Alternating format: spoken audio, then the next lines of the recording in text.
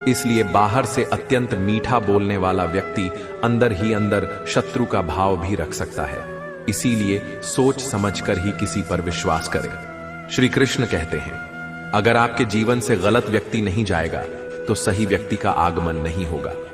कौन क्या कर रहा है, कितना कर रहा है, कैसे कर रहा है, इन सब से आप जितना दूर रहोगे उतना ही खुश रहोगे। वक्त जरूर आता है पर सही वक्त पर ही आता है, इसलिए सब्र बनाए रखें। जो लोग आपका मुकाबला नहीं कर सकते वो लोग आपसे नफरत करने लगते हैं। मूर्ख लोगों से कभी विवाद मत करो। मूर्ख लोगों से विवाद करने पर नुकसान आपका ही होगा। ऐसे लोगों के साथ बहस होने पर आपकी कीमत ही गिर जाएगी। इसलिए जितना हो सके उतना मूर्ख लोगों से दूर ही रहो। गुरु से ज्ञान सीखो, पिता से संघर्ष सीखो और मां से संस्कार।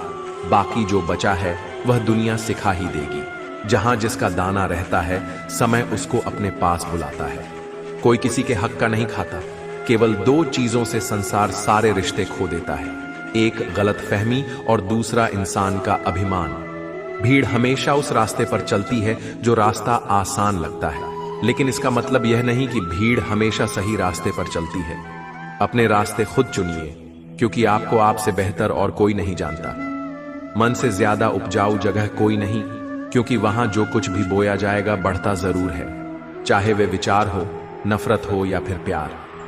इतिहास गवाह है, जिसकी बराबरी नहीं कर सकती दुनिया, उसकी बदनामी करना चालू कर देती है। गुस्से का सीधा साधा मतलब है किसी और की गलती की सजा खुद को देना। तिरस्कार और अपमान बार बार यदि अपनों से ही मिले तो वहां से निकल जाना ही सबसे बेहतर विकल्प होता है। मनुष्य का जीवन केवल उसके कर्म पर चलता है। जैसे कर्म होते हैं वैसे ही उसका जीवन होता है। जो किया है वह अवश्य सामने आएगा, क्योंकि कर्म किसी के सगे नहीं होते। जिंदगी बहुत हसीन है, कभी हंसाती है तो कभी रुलाती है, लेकिन जो जिंदगी की भीड़ में खुश रहता है, जिंदगी उसी के आगे सर झुकाती है। खोकर पाने का मजा ही कुछ और है, रोकर हंसने का मजा ही कुछ और है। हारना तो जिंदगी का हिस्सा होता है, लेकिन हारने के बाद जीतने का मजा ही कुछ और है।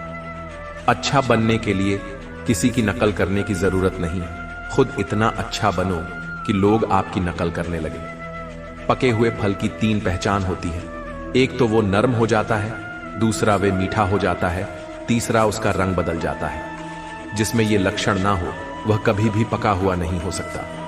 इसी तरह से परिपक्व व्यक्ति के भी तीन पहचान होती है। पहली उसमें नर्मता होती है, दूसरी उसकी वाणी में मिठास होती है और तीसरी उसके चेहरे पर आत्मविश्वास का रंग होता है।